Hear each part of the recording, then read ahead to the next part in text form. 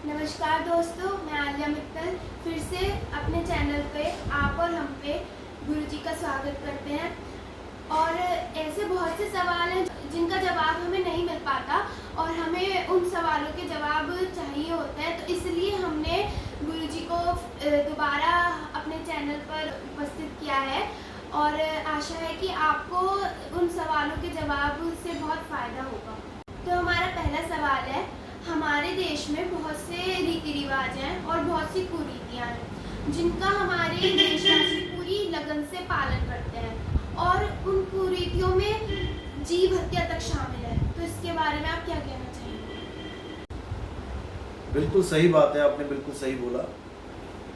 क्योंकि भारत देश में बहुत सी रीति रिवाज हैं, बहुत से धर्म हैं और बहुत से जात पात हैं। हर जात पात में अलग अलग रीति रिवाज हैं।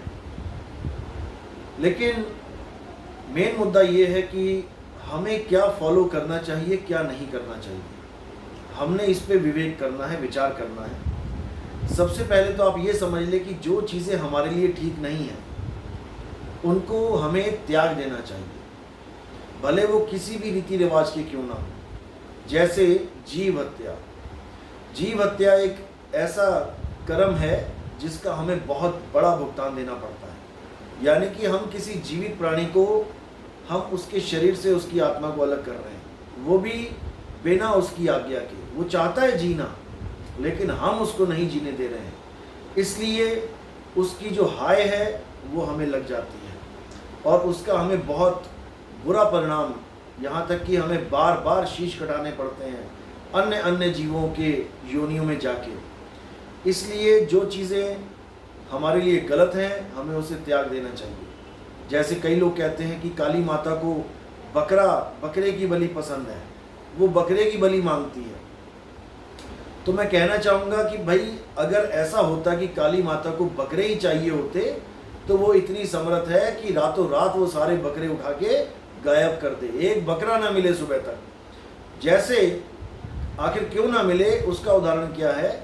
जैसे आपको गुलाब जामुन पसंद है और आपको पता लग गया कि हमारे पिताजी गुलाब जामुन लेके आए हैं और उन्होंने कहाँ रखा है, फ्रिज में 10 गुलाब जामुन लेके आए हैं। अब अगर कुछ और चीज़ लेके आते तो आप एक खा के संतुष्ट होकर सो जाते, लेकिन जब आपने गुलाब जामुन देखा तो आपको पता भी है कि वो कहाँ पड़ा है, तो आप बार बार रात में चक्कर काट के उसको पूरा ख़त्म करने की कोशिश करेंगे। सुबह तक डब्बा खाली मिलेगा। इसी प्रकार जब आपकी फेवरेट चीज़ है और आप नहीं रुक पा रहे हो तो वो काली माता की जो फेवरेट चीज़ है वो कैसे रुकेगी। वो सारे बकरे रातों रात गायब कर दे, लेकिन ऐसा नहीं हो रहा है। इसका मतलब काली माता को वो नहीं चाहिए। ये सब उन लोगों की साजिश है जो अपने लिए ये बंदोबस्त करते हैं, भोले भक्तों को भ्रमित करके। उनको खुद वो मीट खाना होता है, उनको खुद वो दारू पीनी होती है जो माता के नाम पे चढ़ाई जाती है। क्योंकि अगर कोई चीज़ माता को भेंट दी जा रही है तो याद रखें, जो भेंट दी जाती है उसमें से कुछ लिया नहीं जाता।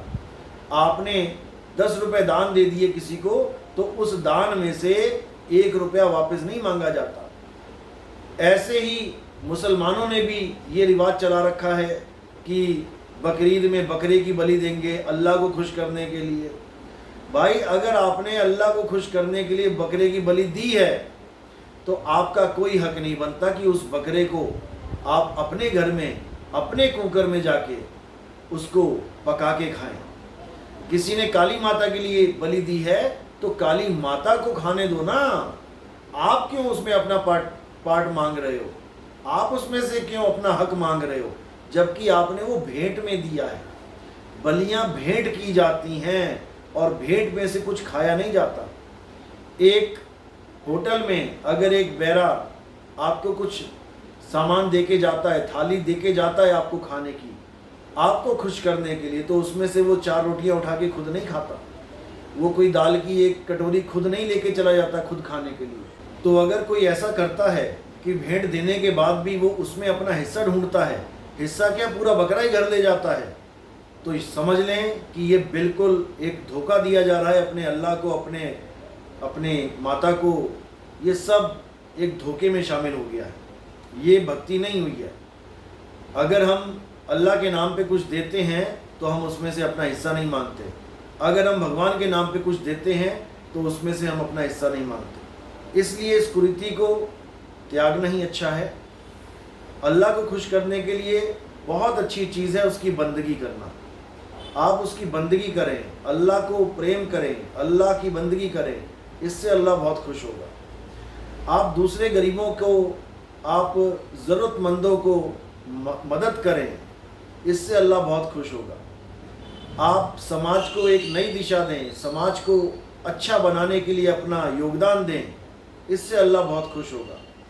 आप बीमारों को दवाइयाँ बांटें, उनकी व्यवस्था करें रहने की, खाने की, जो हॉस्पिटलों में चक्कर लगा लगा के थक चुके हैं, तब अल्लाह खुश होगा, ना कि अल्लाह केवल बकरे से खुश होता है। ये बिल्कुल गलत धारणा है। और भी बहुत सी चीज़ें हैं जो हमारे रीति रिवाज बनाए गए हैं।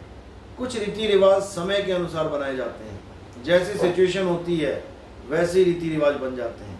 लेकिन सिचुएशन बदल जाने पर भी अगर हम उन्हीं रीति रिवाजों को फॉलो करते हैं तो हम केवल एक लकीर के फ़कीर कहलाएंगे, हम विवेकी नहीं कहलाएंगे। इसलिए जहाँ पर भी आपको लगता है कि हाँ ये धारणा जो है ये गलत है या ये हमारे लिए ठीक नहीं है, हमें उसे बदल देना चाहिए। क्योंकि कोई पूछने नहीं आ रहा है कि आपने ये सब क्यों किया, क्यों नहीं किया। ये सब हमारे ऊपर डिपेंड है कि हम क्या करेंगे, क्या नहीं करेंगे। कोई आदमी ये नहीं कहता कि मेरे पूर्वज तो पैदल घूमते थे, बिना चप्पल के घूमते थे, मैं भी बिना चप्पल के घूमूंगा। वहाँ तो ऐसी कोई धारणा नहीं होती। कोई नहीं कहता कि मेरे पिताजी साइकिल से 50 किलोमीटर जाते थे, आज मैं भी साइकिल से 50 किलोमीटर चलूँगा, मैं बस का यूज़ नहीं करूँगा, बाइक नहीं लूँगा। यहाँ तो कोई धारणा नहीं चलती। यहाँ तो अपने आराम के लिए हर चीज़ बदलने के लिए तैयार हैं। लेकिन जहाँ जीभ का स्वाद आता है, जहाँ पर मन को मौज होती है, वहाँ पर पुराने रीति रिवाज याद आ जाते हैं। तो इसलिए हमें बिल्कुल विवेक लगा के हमें बिल्कुल सही निर्णय करना चाहिए कि क्या चीज़ हमें फॉलो करनी है और क्या नहीं करनी है। मैं किसी का खंडन नहीं करता, मैं केवल विवेक देता हूँ कि आप अपने मन में चिंतन करें, आत्मचिंतन करें कि क्या सही है और क्या गलत है। आपको खुद अपने भीतर से ही जवाब आ जाएगा। साहिब।